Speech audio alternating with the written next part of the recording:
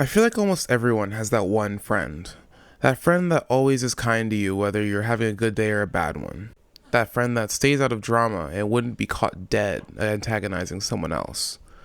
That friend that has kept your friend group and several others from falling apart, but not many people realize because they didn't care to brag about it. An irreplaceable, silent peacekeeper that speaks the loudest without saying a single word. One that deserves all our recognition, but will never ask. This is Hestia, firstborn of Cronus and Rhea, goddess of the hearth and the home.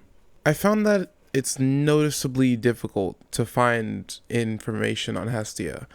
This is because, frustratingly enough, most people, unless they specifically dedicate a video to her, will simply go, not much was recorded about her, but you could find shrines in almost every household.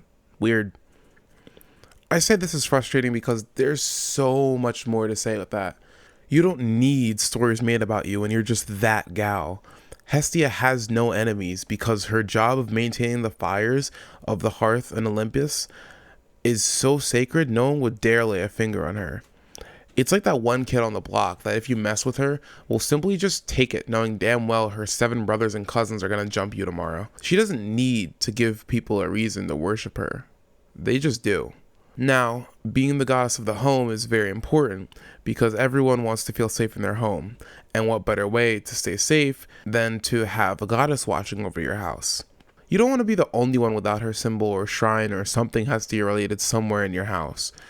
The more prominent thing, though, is the fact that she's the goddess of the hearth. Now, a hearth is a fireplace that in ancient times would be essential to every household. It would heat your house. You would cook your food with it.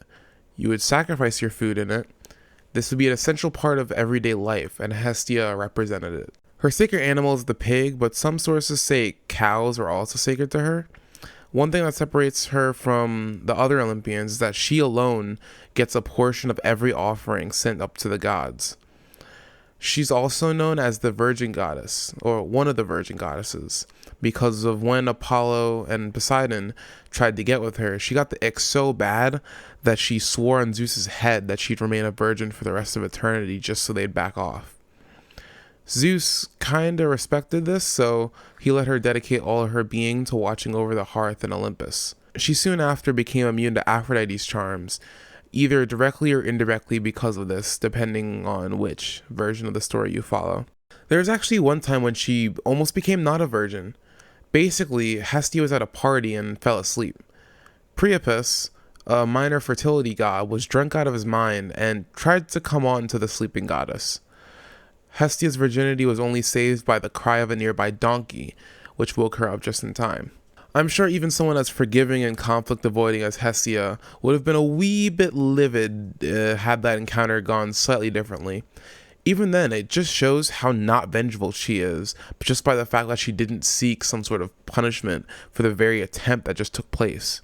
Because of this and the rest of the information I presented to you today, I think the best way to form a connection with the goddess is to not only do the obvious, acknowledge her importance where many others fail to, but also to strive to be as peaceful as she is.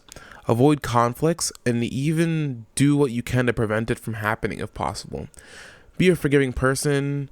If someone has wronged you, it's fine, because what you do in your life is so much more important than any singular person. Above all, be kind to others without expecting anything in return, especially if someone is entering your house as a guest.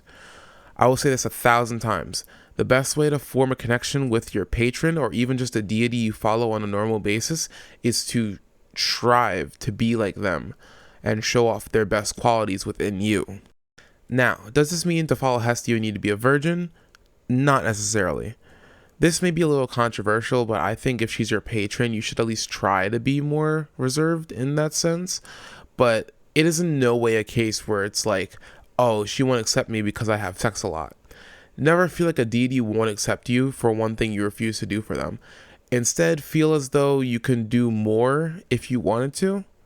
If you want to take an oath of chastity because you look up to Hestia and want to form a deeper connection, by all means go ahead.